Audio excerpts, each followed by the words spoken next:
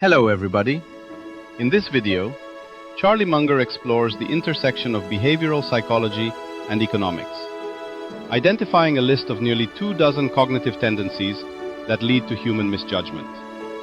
He argues that traditional academic disciplines are too insular, often failing to account for how incentives, social proof, and consistency bias subconsciously warp decision-making. Through various case studies, Munger illustrates the lollapalooza effect, where multiple psychological triggers combine to produce extreme irrationality in business and law. He emphasizes the importance of theory structures and mental models to counteract these natural biases.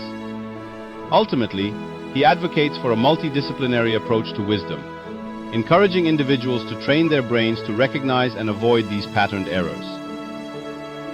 I've broken it down into two quick parts for you. The recap. First, we'll give you a high-level summary of his main points so you can get the big picture right away. The speech. After that, I'll play the actual footage of Charlie's speech so you can hear it straight from the source.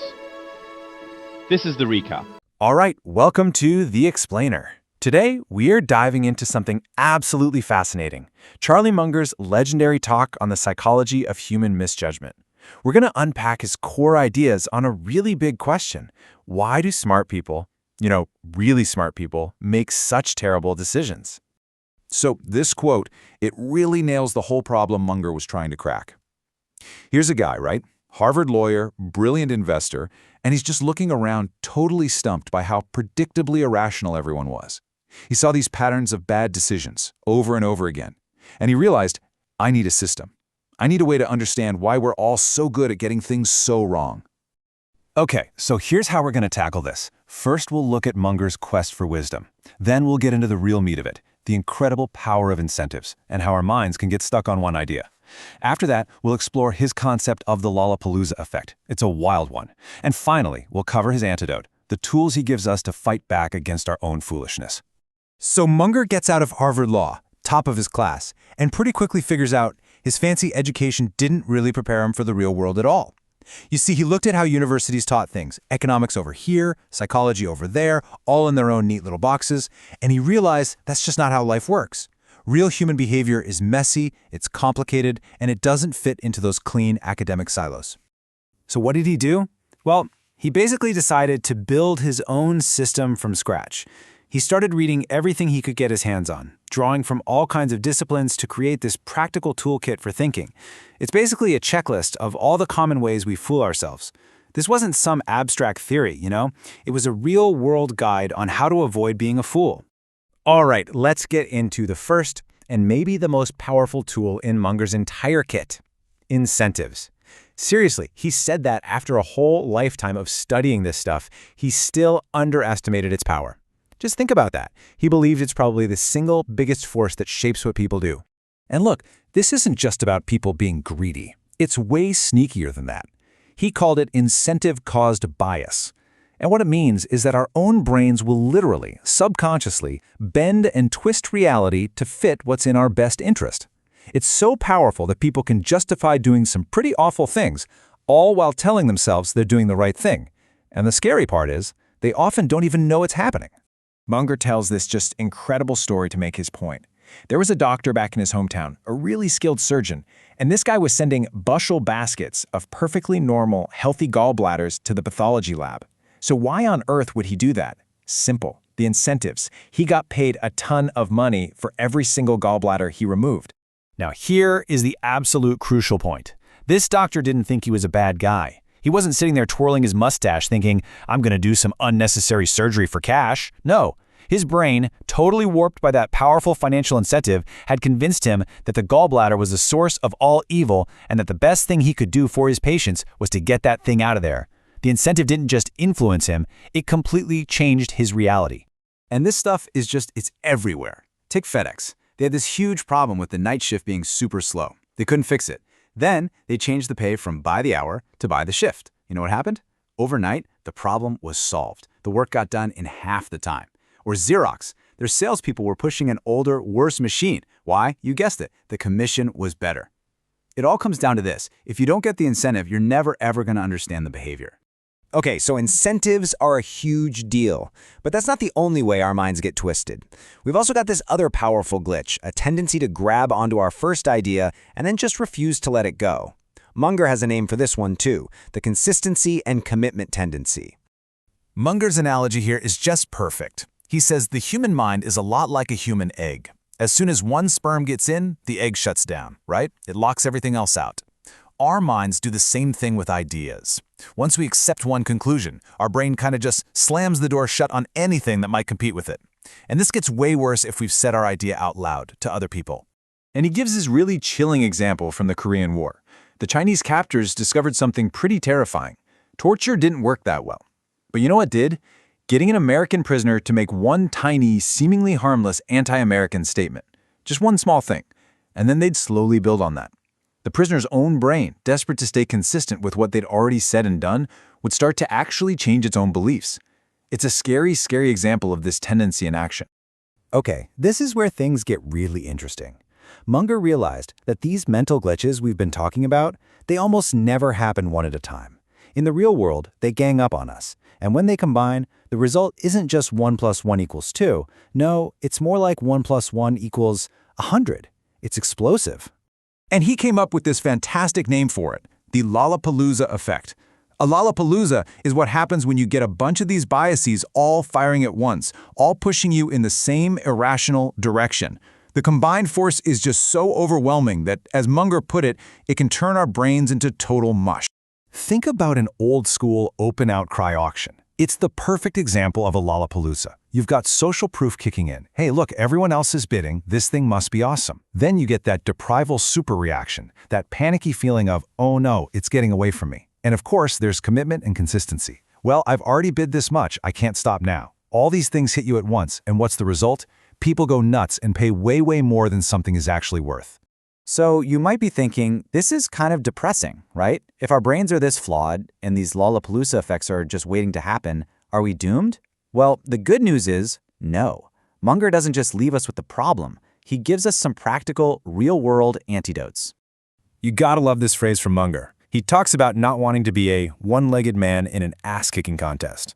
What he means is, if you walk through life not understanding your own psychological weaknesses, you're at a massive disadvantage. The world is going to run circles around you. You're basically showing up to a fight you are guaranteed to lose.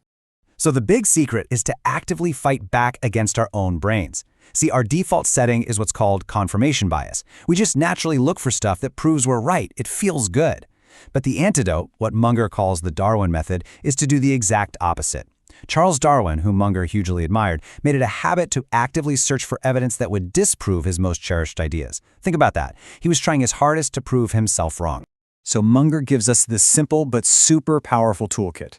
First, he says have a checklist. Know these common biases so you can check your own thinking against them. Second, always be asking why. Dig deeper. Don't just accept surface-level answers. Third, learn to invert the problem. And fourth, this one's great. He says just don't go to open outcry auctions. Sometimes the best way to win is to recognize a stupid game and just refuse to play. And this quote right here, this is the essence of that idea of inversion. All he means is, instead of always asking how do I succeed, flip it around. Ask what would guarantee that I fail. Then just don't do those things, you know? I want to know where I'm going to die so I'll never go there. It sounds simple, but it's profound. So often, it's way easier to avoid being stupid than it is to try to be a genius. And that, really, is the challenge Munger leaves for all of us. His whole system isn't about raising your IQ. It's not about being smarter. It's about being less dumb, less irrational. It's a challenge to you, to me, to look at the beliefs we hold most dear, and for the first time, actually try to prove them wrong. Because for Charlie Munger, that right there, that's the real path to wisdom.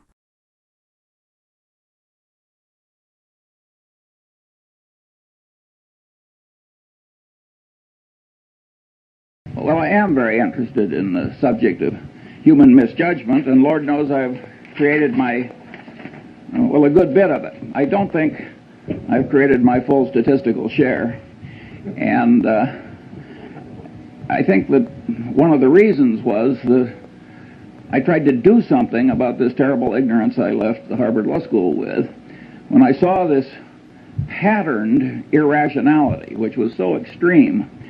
And I had no theory or anything to deal with it, but I could see that it was extreme and I could see that it was patterned. I just started to create my own system of psychology, partly by casual reading, but largely from personal experience. And I used that pattern to help me get through life.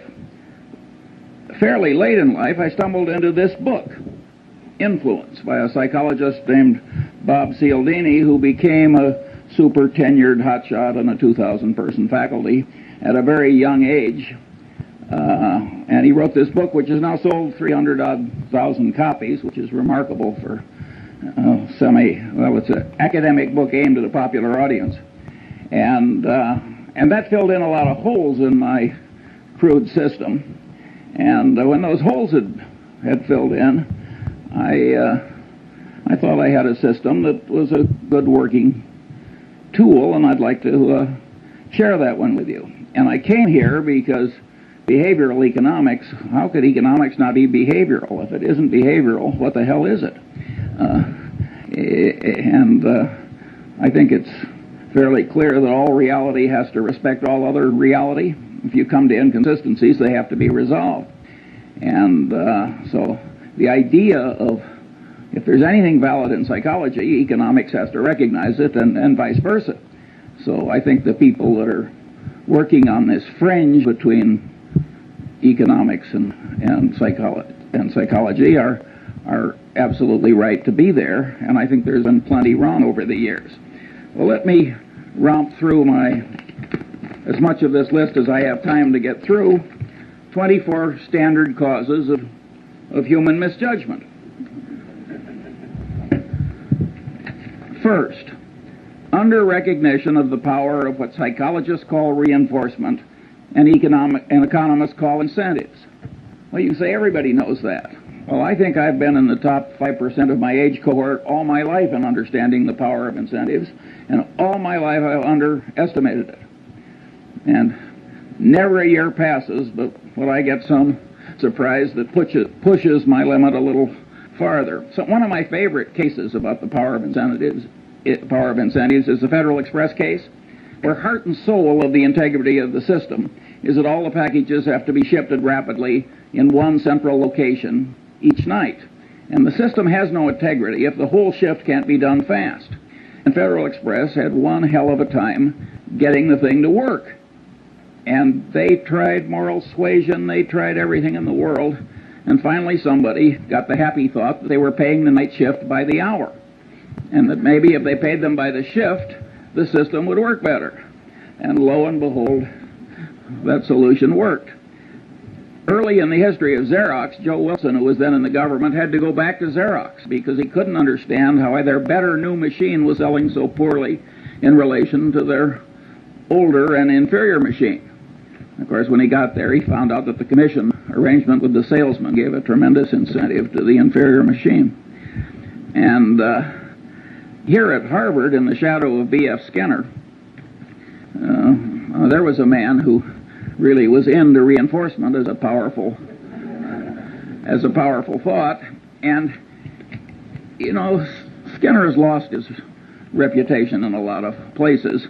But if you were to analyze the entire history of experimental science at Harvard, he'd be in the top handful.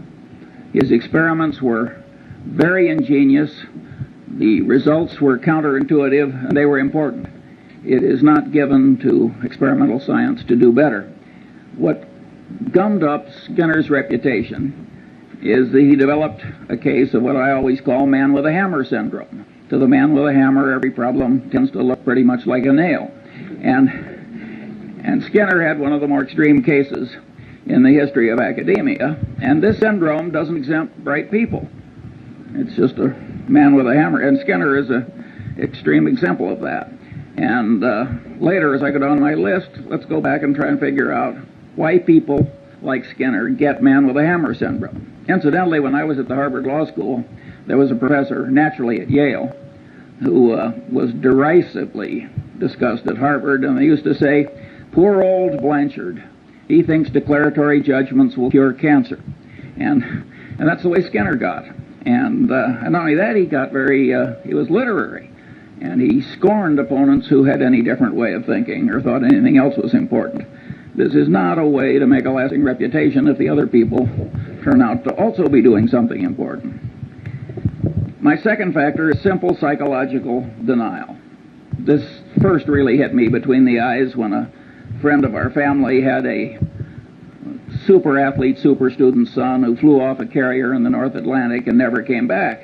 And his mother, who was a very sane woman, just never believed he was dead. And of course, if you turn on the television, you find the mothers of the most obvious criminals that man could ever diagnose, and they all think their sons are innocent. Simple psychological denial. The reality is too painful to bear, so you just distort it until it's bearable. We all do that to some extent, and it's a common psychological misjudgment that causes terrible problems. Third, incentive-caused bias, both in one's own mind and that of one's trusted advisor, where it creates what economists call agency costs. Here, my early experience was a doctor who sent bushel baskets full of normal gallbladders down to the pathology lab in a leading hospital in Lincoln, Nebraska. And with that quality control for which community hospitals are famous, about 5 years after he should have been removed from the staff, he was. And one of the old doctors who participated in the removal was also a family friend. And I asked him, I said, tell me, did he think here's a way for me to exercise my talents? This guy was very skilled, technically, and make a high living by doing a few maimings and murders every year, along with some frauds. He said, hell no, Charlie. He thought that the gallbladder was the source of all medical evil, and that if you really loved your patients, you couldn't get that organ out rapidly enough. Now, that's an extreme case, but in lesser strength, it's present in every profession and in every human being. And it causes perfectly terrible behavior. If you take sales presentations of brokers of commercial real estate and businesses, I'm 70 years old. I've never seen one I thought was even within hailing distance of objective truth. And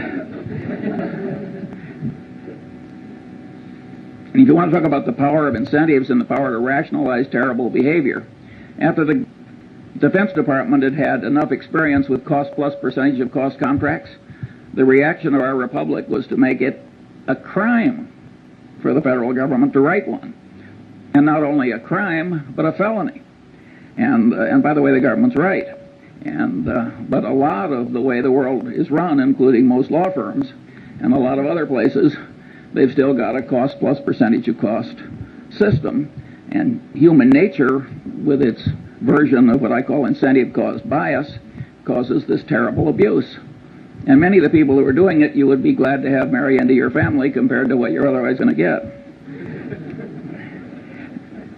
Now, there are huge implications from the fact that human mind is put together this way, and that is that people who create things like cash registers, which make misbehavior hard, are some of the effective saints of our civilization.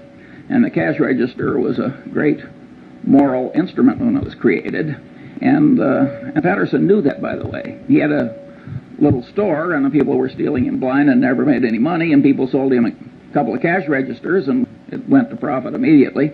And of course, he closed the store and went into the cash register business, and with results which are so this is a huge important thing. If you read the psychology text, you will find that if they're 1,000 pages long, there's one sentence.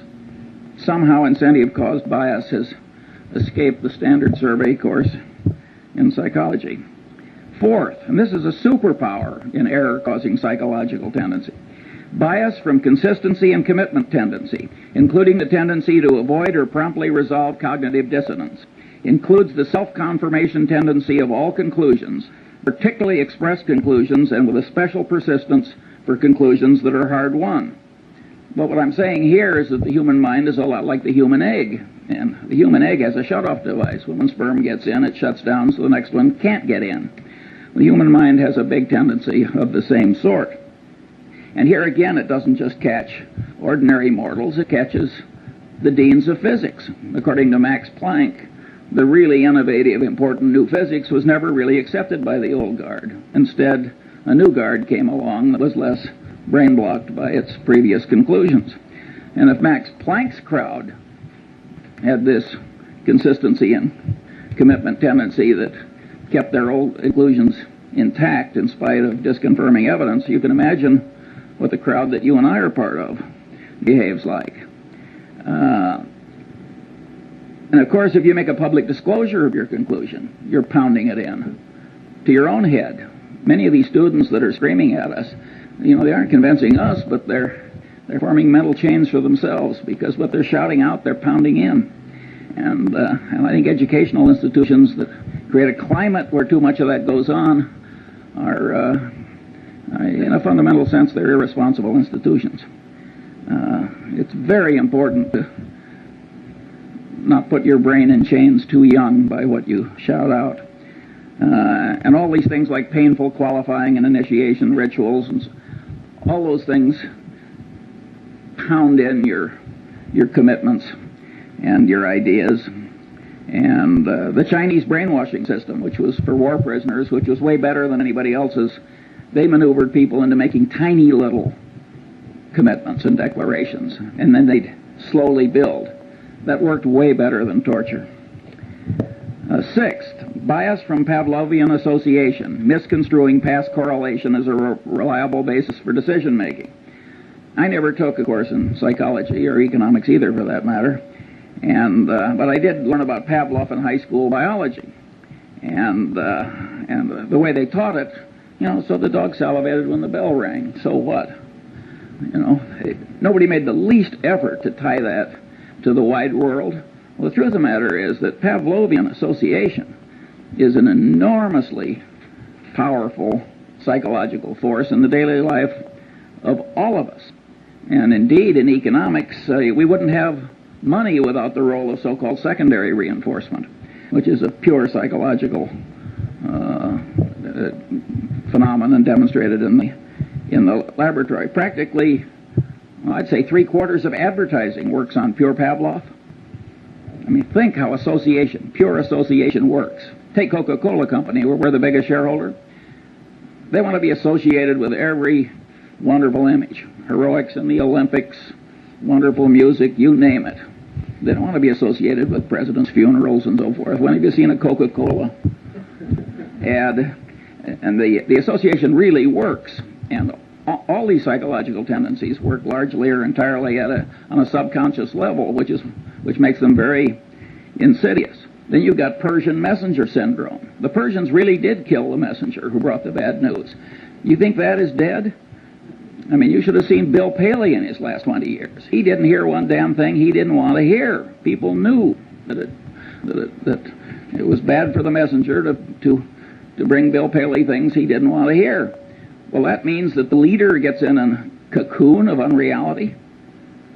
And it's a great big enterprise, and boy, did he make some dumb decisions in the last 20 years.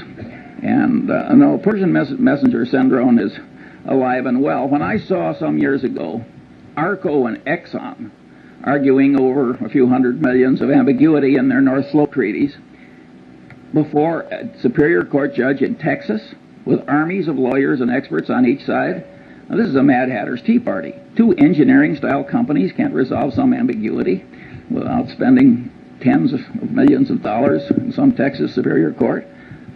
In my opinion, what happens is that nobody wants to bring the bad news to the executives up the line. That here's a few $100 million you thought you had that you don't, and it's much safer to act like the Persian messenger who goes away to hide rather than bring home the news of the battle lost. Talking about economics, you get a very interesting phenomenon that I've seen over and over again in a long life. You've got two products. Suppose they're complex technical product. Now you think under the laws of economics that if product A costs X, if product Y costs X minus something, it will sell better than if it sells at X plus something. But that's not so. In many cases, when you raise the price of the alternative product, it'll get a larger market share than it would when you make it lower than your competitor's product. That's because the bell, a Pavlovian bell, I mean, ordinarily there's a correlation between price and value. You have an information inefficiency. And so when you raise the price, the sales go up relative to your competitor. That happens again and again and again. It's a pure Pavlovian phenomenon, and you can say, well, the economists have figured this sort of thing out when they started talking about information inefficiencies. But that was fairly late in economics that they found such an obvious thing. And of course, most of them don't ask what causes the information inefficiencies. Well, one of the things that causes it is pure old Pavlov and his dog. Now you've got bias from Skinnerian association, operant conditioning, where you give the dog a reward and pound in the behavior that preceded the dog's getting the award. And of course, Skinner was able to create superstitious pigeons by having rewards come, by accident with certain occurrences. And of course, we all know people who are the human equivalents of superstitious pigeons. That's a very powerful phenomenon. And of course, operant conditioning really works. I mean, the people in the center who think that operant conditioning is important are very much right. It's just that Skinner overdid it a little. Where you see in business just perfectly horrible results from psychologically rooted tendencies is in accounting. If you take Westinghouse, which blew $2 or $3 billion pre-tax at least, loaning developers to build hotels and virtually 100% loans. Now you say any idiot knows that there's one thing you don't like, it's a developer, and another you don't like, it's a hotel. And to make 100% loan to a developer who's going to build a hotel. But this guy, he probably was an engineer or something, and he didn't take psychology any more than I did, and he got out there in the hands of these slick salesmen operating under their version of incentive cost bias, where any damn way of getting Westinghouse to do it was considered normal business, and they just blew it. That would never have been possible if the accounting system hadn't been such that for the initial phase of every transaction, it showed wonderful financial results. So people who have loose accounting standards are just inviting perfectly horrible behavior in other people, and it's a sin. It's an absolute sin. If you carried bushel baskets full of money through the ghetto and made it easy to steal, that would be a considerable human sin, because you'd be causing a lot of bad behavior, and the bad behavior would spread. Similarly, an institution that gets sloppy accounting commits a real human sin, and it's also a dumb way to do business, as Westinghouse has so wonderfully proved. Oddly enough, nobody mentions, at least nobody I've seen, what happened with Joe Jett and Kidder Peabody. The truth of the matter is the accounting system was such that by punching a few buttons, the Joe Jetts of the world could show profits, and profits that showed up in things that resulted in rewards and esteem and every other thing that human being. Well, the Joe Jetts are always with us, and they're not really to blame, in my judgment at least. But that bastard who created that foolish accounting system, who so far as I know has not been flayed alive, ought to be. Seventh, bias from reciprocation tendency, including the tendency of one in a role to act as other persons expect. Well, here again, Cialdini does a magnificent job at this, and you're all going to be given a copy of Cialdini's book. And if you have half as much sense as I think you do, you will immediately order copies for all of your children and several of your friends. You will never make a better investment. It is so easy to be a patsy for what he calls the compliance practitioners of this life. And but at any rate, reciprocation tendency is a very, very powerful phenomenon, and Cialdini demonstrated this by running around a campus, and he asked people to take juvenile delinquents to the zoo. And it was a campus, and so 1 in 6 actually agreed to do it. And after he'd accumulated the statistical output, he went around on the same campus and he asked other people, he said, gee, would you devote 2 afternoons a week to taking juvenile delinquents somewhere and suffering greatly yourself to help them? And there he got 100% of the people to say no. But after he'd made the first request, he backed off a little. He said, well, would you at least take them to the zoo one afternoon? He raised the compliance rate from 1/3 to 1/2. He got 3 times the success by just going through the little ask for a lot and back off. Now, if the human mind on a subconscious level can be manipulated that way, and you don't know it, well, I always use the phrase, you're like a one-legged man in an ass-kicking contest. You are really giving a lot of quarter to the external world that you can't afford to give. And on this so-called role theory, where you tend to act in the way that other people expect, that's reciprocation, if you think about the way society is organized. And a guy named Zimbardo had people at Stanford divide into 2 pieces. One were the guards and the other were the prisoners. And they started acting out roles as people expected. He had to stop the experiment after about 5 days. He was getting into human misery and breakdown and pathological behavior. I mean, it was awesome. However, Zimbardo is greatly misinterpreted. It's not just reciprocation tendency and role theory that caused that. It's consistency and commitment tendency. Each person, as he acted as a guard or a prisoner, the action itself was pounding in the idea. Wherever you turn, this consistency and commitment tendency is affecting you. In other words, what you think may change what you do, but perhaps even more important, what you do will change what you think. And you can say, everybody knows that. I want to tell you, I didn't know it well enough early enough. 8. Now this is a lollapalooza, and Henry Kaufman wisely talked about this.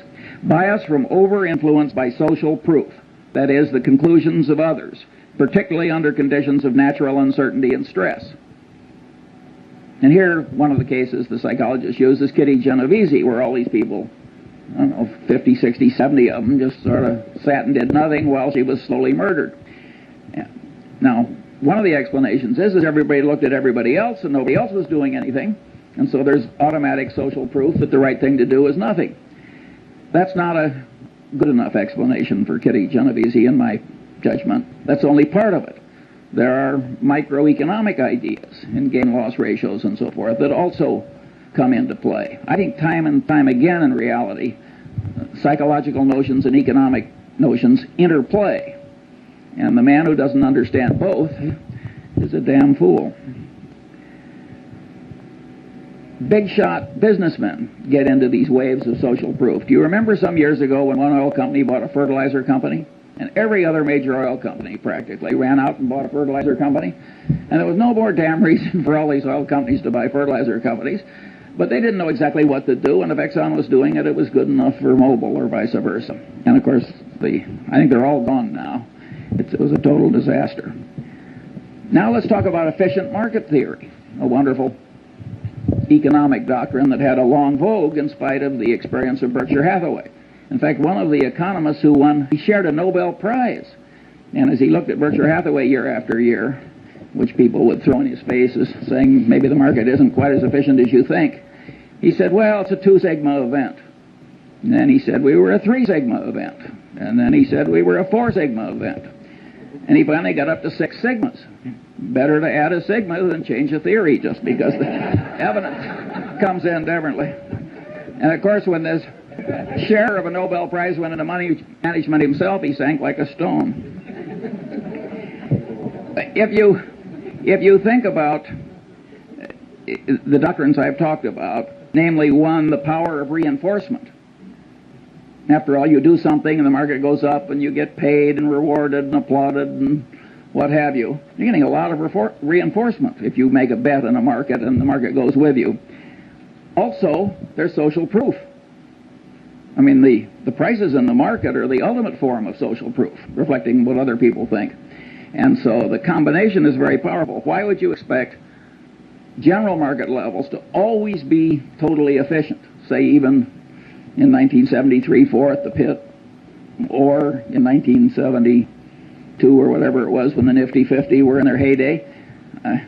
If these psychological notions are correct, you would expect some waves of irrationality, which carry general levels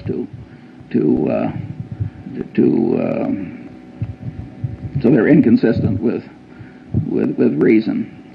9. What made these economists love the efficient market theory is the math was so elegant.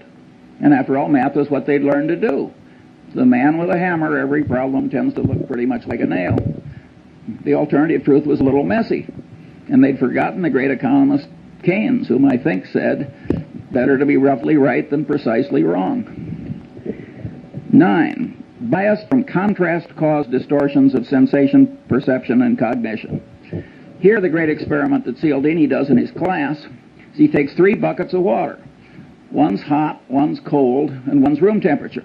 He has the student stick his left hand in the hot water and his right hand in the cold water. Then he has them remove the hands and put them both in the room temperature bucket. And of course, with both hands in the same bucket of water, one seems hot and the other seems cold, because the sensation apparatus of man is over-influenced by contrast. It has no absolute scale. It's got a contrast scale in it. And it's a scale with quantum effects in it, too. It takes a certain percentage change before it's noticed. Maybe you've had a magician remove your watch. I certainly have, without your noticing it. It's the same thing. He's taking advantage of your of contrast type troubles in your sensory apparatus. But here the great truth is that cognition mimics sensation, and the cognition manipulators mimic the watch removing magician. In other words, people are manipulating you all day long on this contrast phenomenon. Cialdini cites the case of the real estate broker, and you got the rube that's been transferred into your town, and the first thing you do is you take the rube out to 2 of the most awful overpriced houses you've ever seen. And then you take the rube to some moderately overpriced house, and then you stick them. And it works pretty well, which is why the real estate salesmen do it. And it's always going to work. And the accidents of life can do this to you, and it can ruin your life. In my generation, when women lived at home until they got married, I saw some perfectly terrible marriages made by highly desirable women because they lived in terrible homes. And I've seen some terrible second marriages which were made because they were slight improvements over an even worse first marriage. And you think you're immune from these things and you laugh, and I want to tell you, you aren't. And my favorite analogy, I can't vouch for the accuracy of. I have this worthless friend I like to play bridge with, and he's a total intellectual amateur that lives on inherited money. But he told me once something I really enjoyed hearing. He said, Charlie, he says, if you throw a frog into very hot water, the frog will jump out. But if you put the frog in room temperature water and just slowly heat the water up, the frog will die there. Now, I don't know whether that's true about a frog, but it sure as hell true about many of the businessmen I know. And there again, it is the contrast phenomenon. These are hotshot, high-powered people. I mean, these are not fools. If it comes to you in small pieces, you're likely to miss. So you have to, if you're going to be a person of good judgment, you have to do something about this warp in your head where it's so misled by mere contrast. Bias from over-influence by authority. Well, here the Milgram experiment, as it's caused, I think there have been 1,600 psychological papers written about Milgram. And he had a person posing as an authority figure, trick ordinary people into giving what they had every reason to expect was heavy torture by electric shock to perfectly innocent fellow citizens. And the experiment has been, he was trying to show that why Hitler succeeded and a few other things. And And so this really caught the fancy of the world. Partly it's so politically correct, and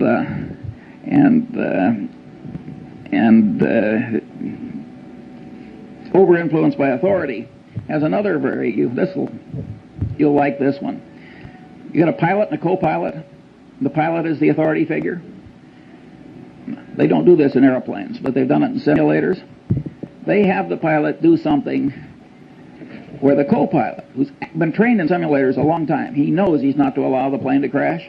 They have the pilot to do something where an idiot co-pilot would know the plane was going to crash, but the pilot's doing it and the co-pilot is sitting there, and the pilot is the authority figure. 25% of the time the plane crashes. I mean, this is a very powerful psychological tendency. It's not quite as powerful as some people think, and I'll get to that later. 11, bias from deprival superreaction syndrome, including bias caused by present or threatened scarcity, including threatened removal of something almost possessed but never possessed. Here I took the Munger dog. Lovely, harmless dog. The only way to get that dog to bite you was to try and take something out of its mouth after it was already there. And any of you who've tried to do takeaways in labor negotiations will know that the human version of that dog is there in all of us. And I had a predecessor on a little island where I have a house, and his next door neighbor put a little pine tree in that was about 3 feet high, and it turned his 180-degree view of the harbor into 179 3/4. Well, they had a blood feud like the Hatfields and McCoys, and it went on and on and on. And I mean, people are really crazy about minor decrements down. And then, if you act on them, you get into reciprocation tendency, because you don't just reciprocate affection, you reciprocate animosity, and the whole thing can escalate.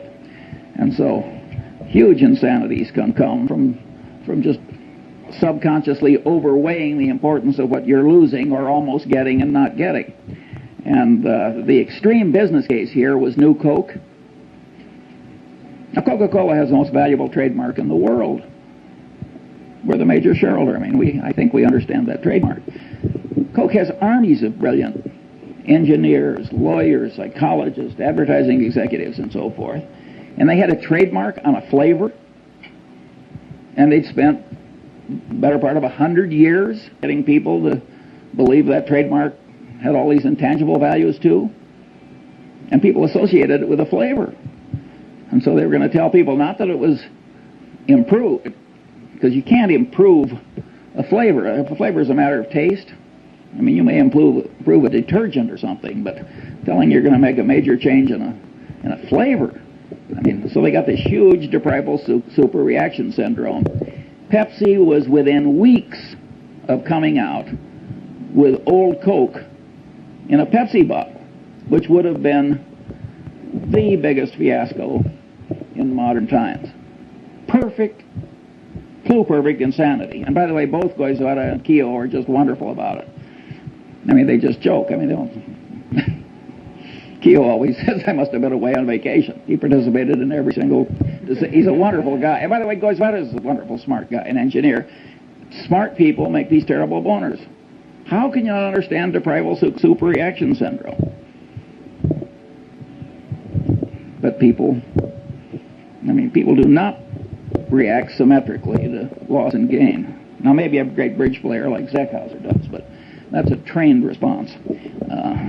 Ordinary people, subconsciously affected by their inborn tendencies. Bias from envy, jealousy. Well, envy, jealousy made what, 2 out of the 10 commandments?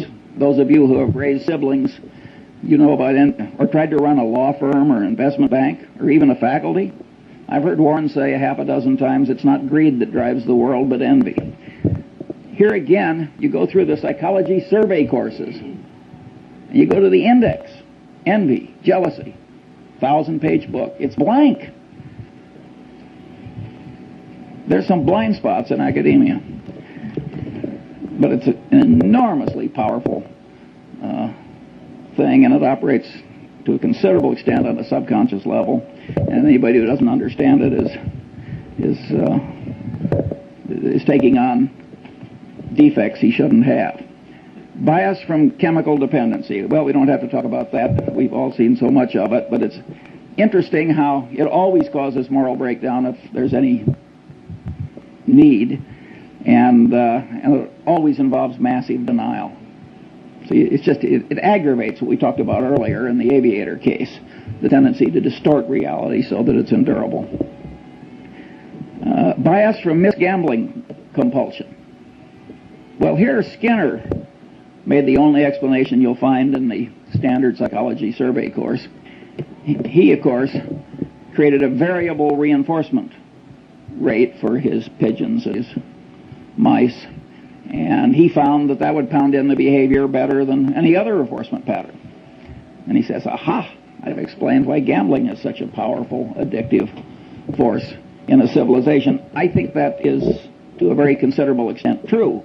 But being Skinner, he seemed to think that was the only explanation. But the truth of the matter is that the devisers of these modern machines and techniques know a lot of things that Skinner didn't know. For instance, a lottery.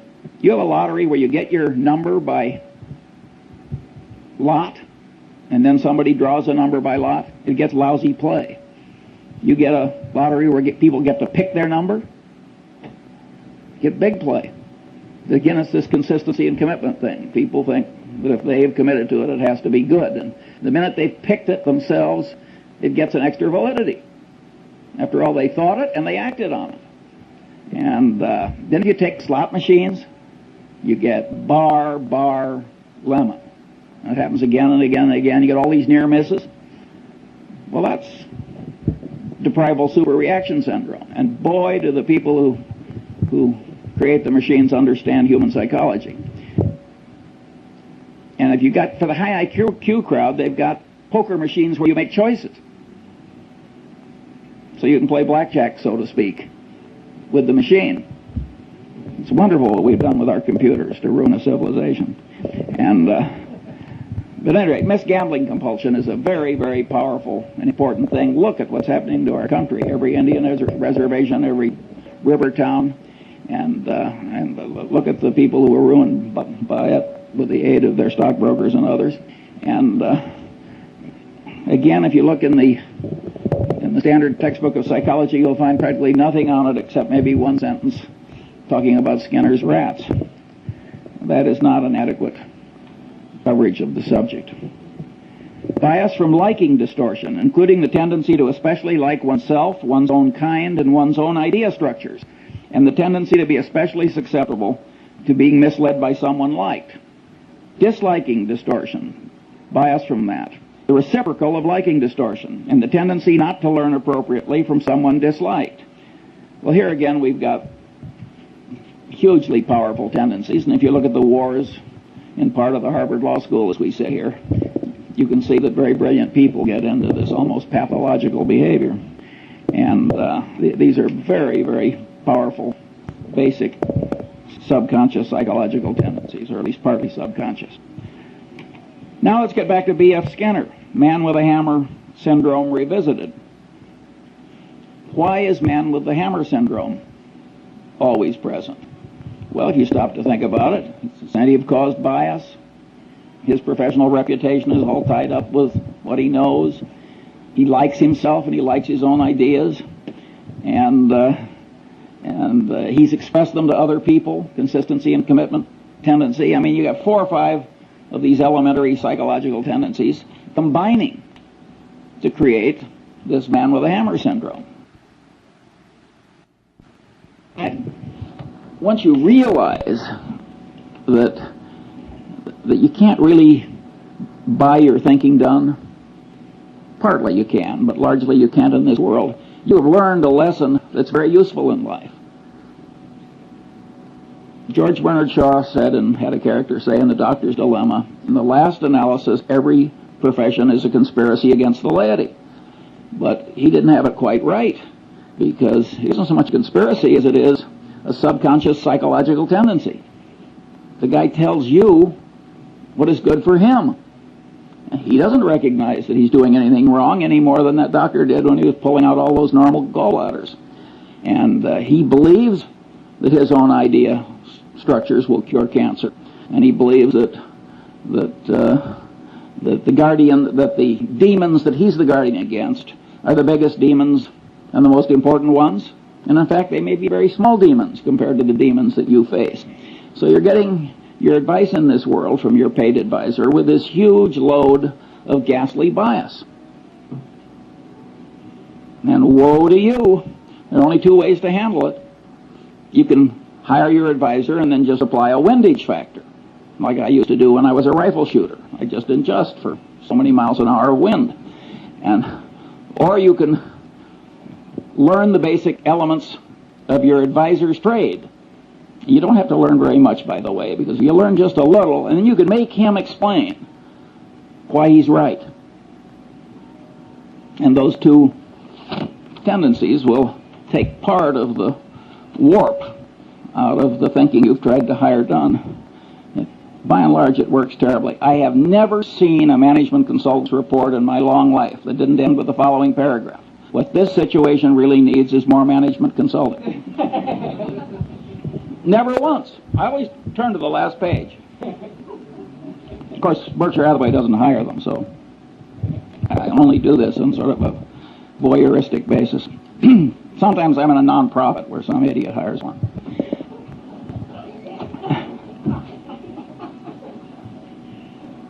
"17. Bias from the non-mathematical nature of the human brain in its natural state, as it deals with probabilities employing crude heuristics, and is often misled by mere contrast, a tendency to overweigh conveniently available information, and other psychologically rooted misthinking tendencies on this list, when the brain should be using the simple probability mathematics of Fermat and Pascal, applied to all reasonably obtainable and correctly weighted items of information that are of value in predicting outcomes. The right way to think is the way Zeckhauser plays bridge. It's just that simple. And your brain doesn't naturally know how to think the way Zeckhauser knows how to play bridge. Now, you notice I put in that availability thing, and there I'm mimicking some very eminent psychologists, Kahneman, I hope I pronounced that right, and Tversky, who raised the idea of availability to a whole heuristic of misjudgment. And, you know, they are very substantially right. I mean, ask the Coca-Cola Company, which has raised availability to a secular religion, if availability changes behavior. You will drink a hell of a lot more Coke if it's always available. I mean, availability does change behavior and cognition. Nonetheless, even though I recognize that and applaud Tversky and Kahneman, I don't like it for my personal system, except as part of a greater subsystem, which is you got to think the way Zeckhauser plays the bridge. It isn't just the lack of availability that distorts your judgment. All the things on this list distort judgment. And I want to train myself to kind of mentally run down the list instead of just jumping on availability. So that's why I state it the way I do. In a sense, these psychological tendencies make things unavailable. Because if you quickly jump to one thing, and then because you've jumped to it, the consistency and commitment tendency makes you lock in, boom, that's error number one. Or if something is very vivid, which I'm going to come to next, that will really pound in. And the reason that the thing that really matters is now unavailable, and what's extra vivid wins, is, I mean, the extra vividness creates the unavailability. So I think it's much better to have a whole list of things that cause you to be less like Zeckhauser than it is just to jump on one factor. Here, I think we should discuss John Gutfried.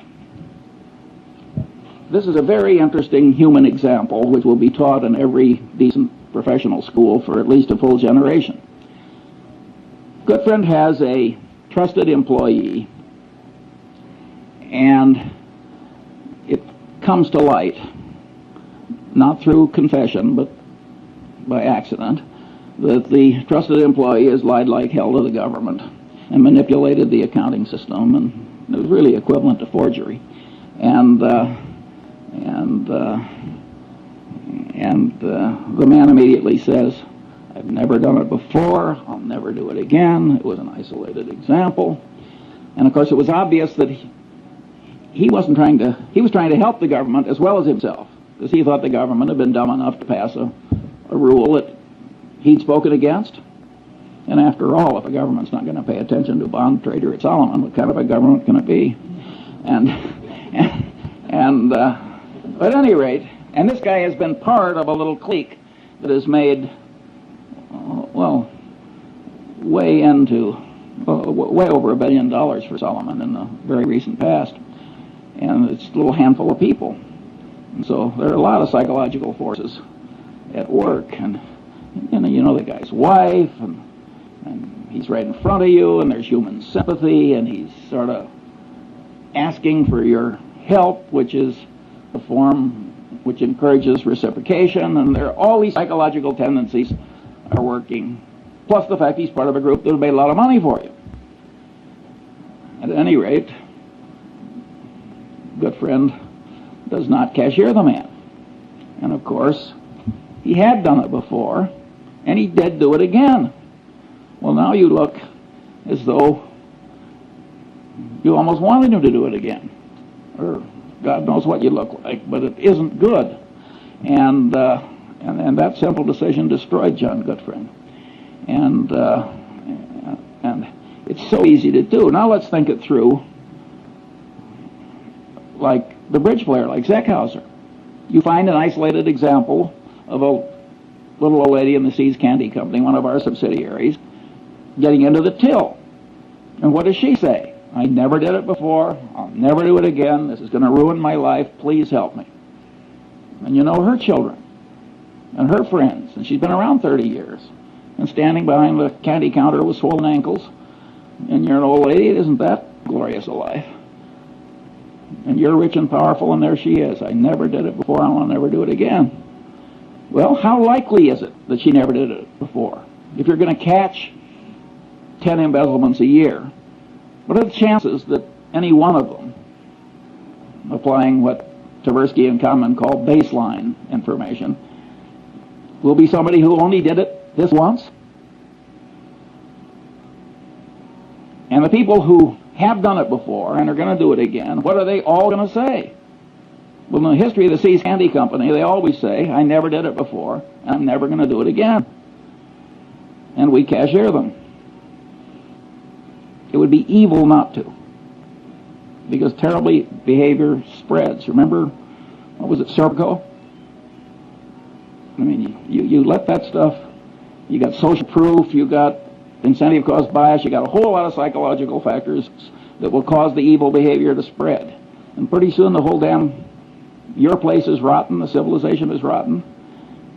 It's not the right way to behave. And I will admit that when I knew the wife and children, I have paid severance pay when I fire somebody for taking a mistress on an extended foreign trip. It's not the adultery I mind, it's the embezzlement. But there, I wouldn't do it where Goodfriend did it, where they've been cheating somebody else on my behalf. There, I think you have to cashier. But if they're just stealing from you and you get rid of them, I don't think you need the last ounce of vengeance. In fact, I don't think you need any vengeance. I don't think vengeance is much good. Now we come bias from over-influence by extra vivid evidence. Here's one that I'm at least $30 million poorer as I sit here giving this little talk, because I once bought 300 shares of a stock, and the guy called me back and said, "I've got 1,500 more." I said, "Will you hold it for 15 minutes while I think about it?" And the CEO of this company, I have seen a lot of vivid peculiarities in a long life, but this guy set a world record. I'm talking about the CEO, and I just misweighed it. The truth of the matter is his situation was foolproof. He was soon going to be dead. I turned down the extra 1,500 shares, and it's now cost me $30 million, and that's life in the big city. And it wasn't something where stock was generally available. And so it's very easy to misweigh the vivid evidence. And Goodfriend did that when he looked into the man's eyes and forgave the colleague. And 22, stress-induced mental changes, small and large, temporary and permanent.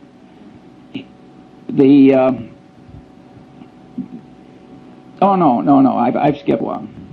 Mental confusion caused by information not arrayed in the mind in theory structures, creating sound generalizations developed in response to the question why. Also misinfluence from information that apparently but not really answers the question why. Also failure to obtain deserved influence caused by not properly explaining why. Well, we all know people who flunk, and they try and memorize and they try and spout back, and it doesn't work. The brain doesn't work that way. You've got to array facts on theory structures answering the question why. If you don't do that, you cannot handle the world. And now we get to Feuerstein, who was the general counsel of Salomon when Goodfriend made his big error. And Feuerstein knew better. He told Goodfriend, you have to report this as a matter of morality and prudent business judgment. He said it's probably not illegal, there's probably no legal duty to do it, but you have to do it as a matter of prudent conduct and proper dealing with your main customer. And he said that to Goodfriend on at least 2 or 3 occasions. And he stopped. And of course the persuasion failed. And when Goodfriend went down, Feuerstein went with him. And it ruined a considerable part of Feuerstein's life.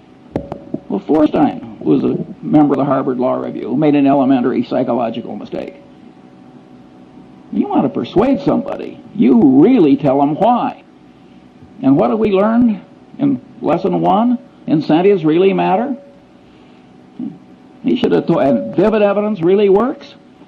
He should have told Goodfriend, you are likely to ruin your life and disgrace your family and lose your money.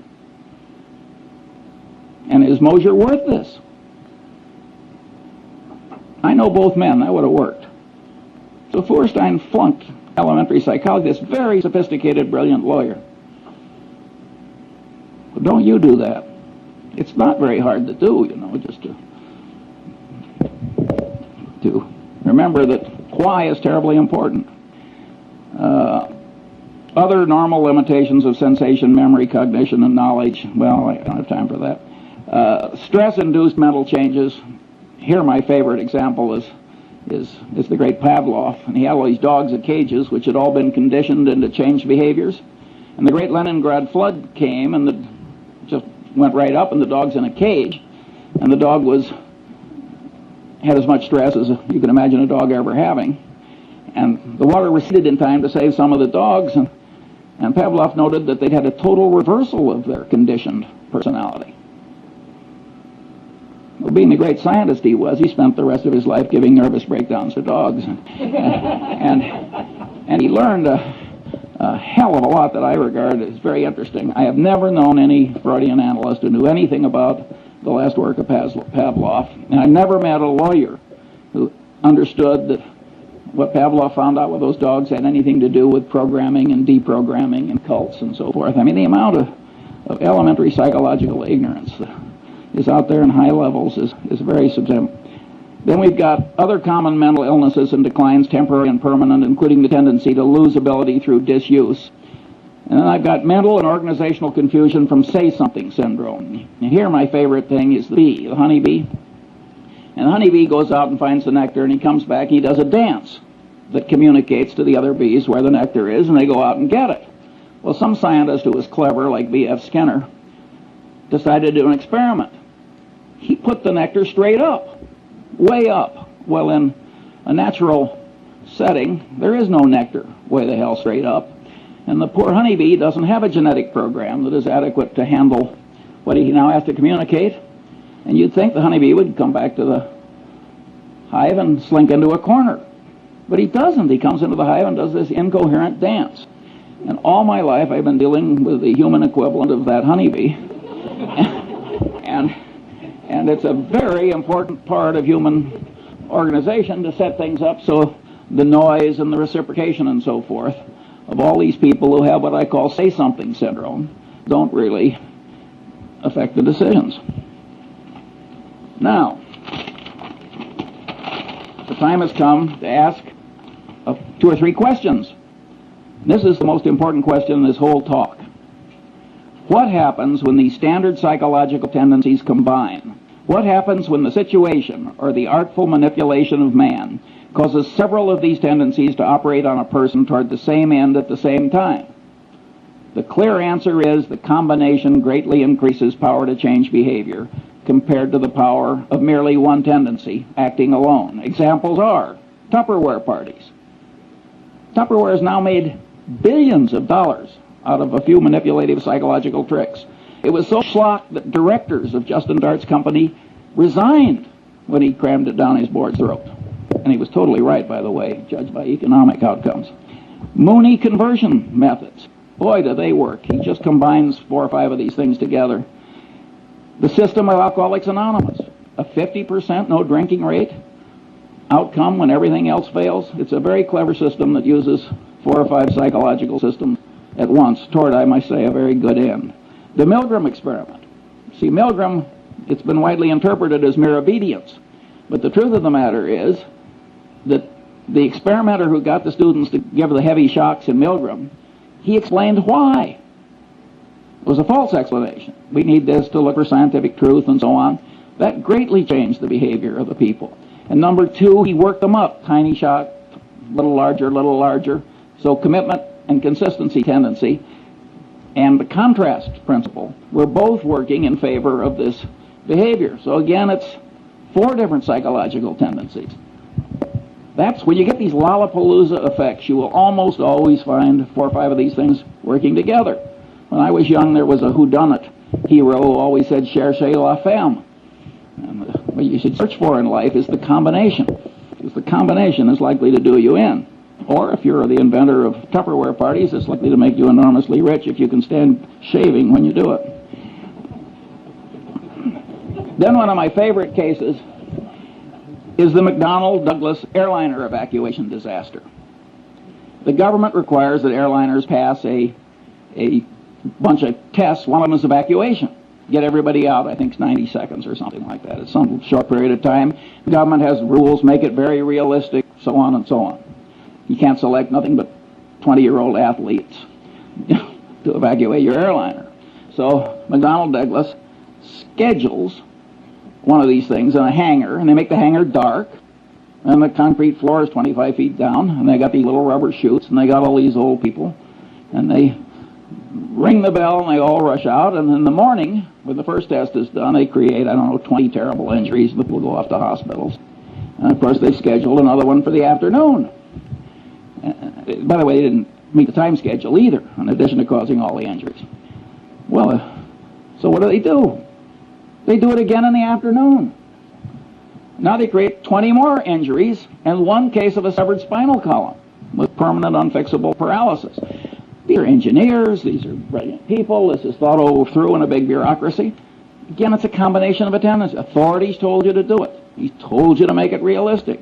You've decided to do it. You've decided to do it twice. Incentive caused bias. If you pass, you save a lot of money. You've got to jump this hurdle before you can sell your new airliner. Again, 3, 4, 5 of these things work together, and it turns human brains into mush. And maybe you think this doesn't happen in picking investments? If so, you're living in a different world than I am. Finally, the open outcry auction. Well, the open outcry auction is just made to turn the brain into mush. You get social proof, the other guy is bidding, you get reciprocation tendency, you get deprival superreaction syndrome, the thing is going away. I mean, it's just absolutely designed to manipulate people into idiotic behavior. Finally, the institution of the board of directors of a major human American company. Well, the top guy is sitting there, he's an authority figure. He's doing asinine things. You look around the board, nobody else is objecting. Social proof, it's okay. Reciprocation tendency, he's raising the director's fees every year. He's flying you around in the corporate airplane to look at interesting plants or whatever the hell they do. And you go. And you really get extreme dysfunction as a corrective decision-making body in the typical American board of directors. They only act, again, the power of incentives, They only act when it gets so bad that it starts reflecting, making them look foolish or threatening legal liability to them. That's Munger's rule. I mean, there are occasional things that don't follow Munger's rule, but by and large, the board of directors is a very ineffective corrector if the top guy is a little nuts, which of course frequently happens. The second question: isn't this list of standard psychological tendencies improperly tautological compared with the system of Euclid? That is, aren't there overlaps, and can't some items on the list be derived from combinations of other items? The answer to that is plainly yes. 3. What good is in the practical world is the thought system indicated by the list? Isn't practical benefit prevented because these psychological tendencies are programmed into the human mind by broad evolution, so we can't get rid of them? Broad evolution, I mean the combination of genetic and cultural evolution, but mostly genetic. Well, the answer is the tendencies are partly good, and indeed probably much more good than bad, otherwise they wouldn't be there. By and large, these rules of thumb have worked pretty well for man given his limited mental capacity, and that's why they were programmed in by broad evolution. At any rate, they can't be simply washed out automatically, and they shouldn't be. Nonetheless, the psychological thought system described is very useful in spreading wisdom and good conduct when one understands it and uses it constructively. Here are some examples.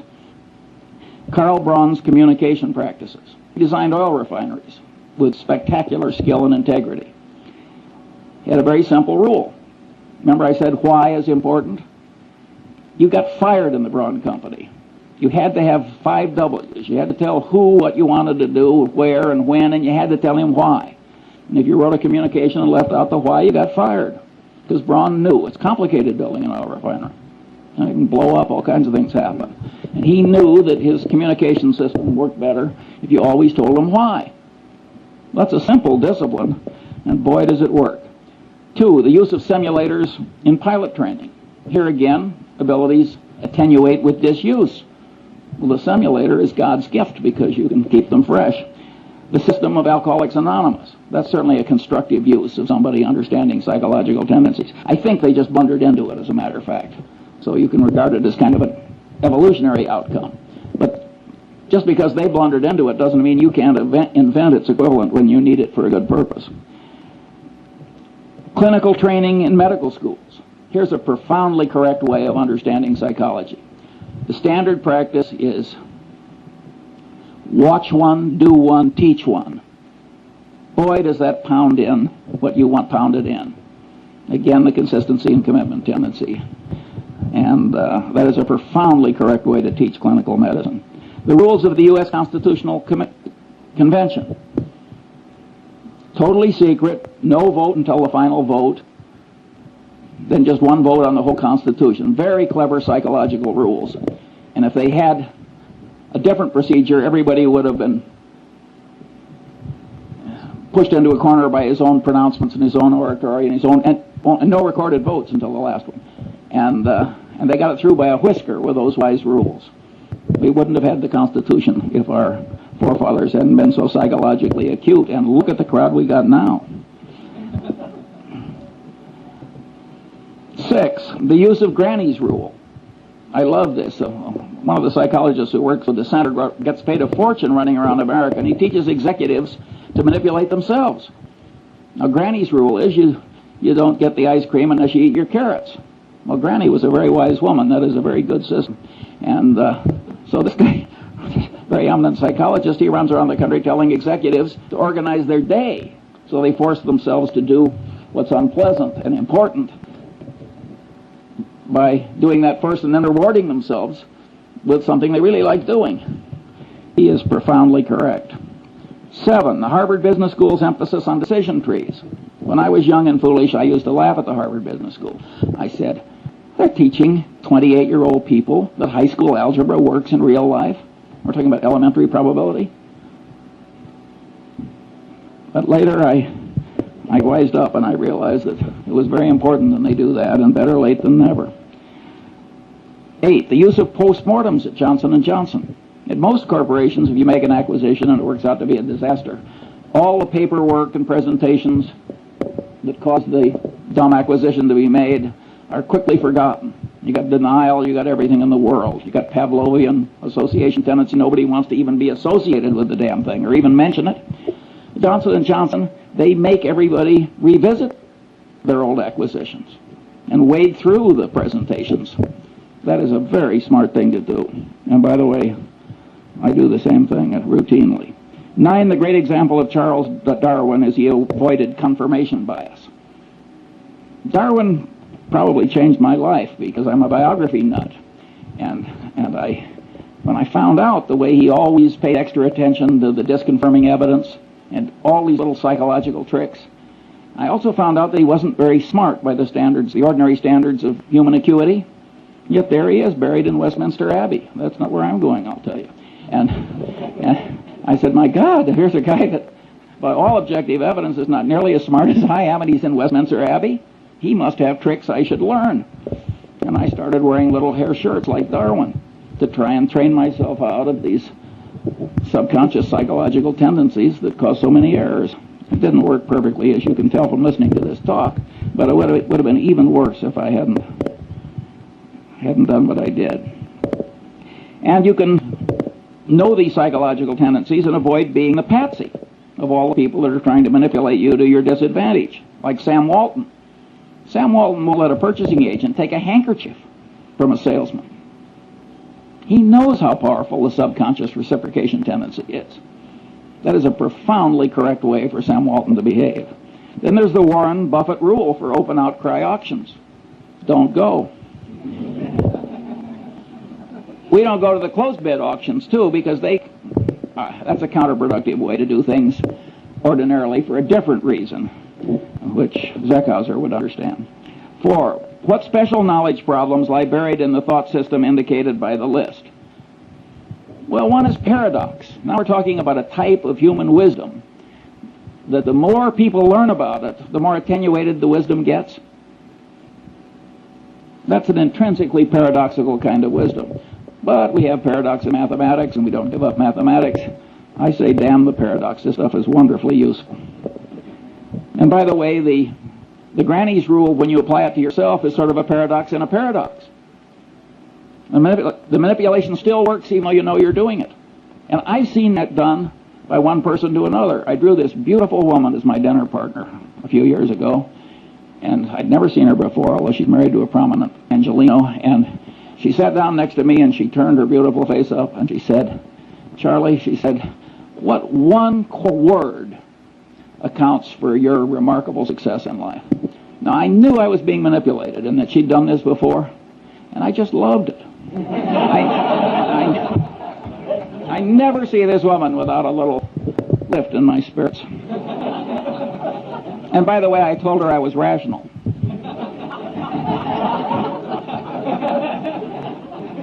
You'll have to judge yourself whether that's true.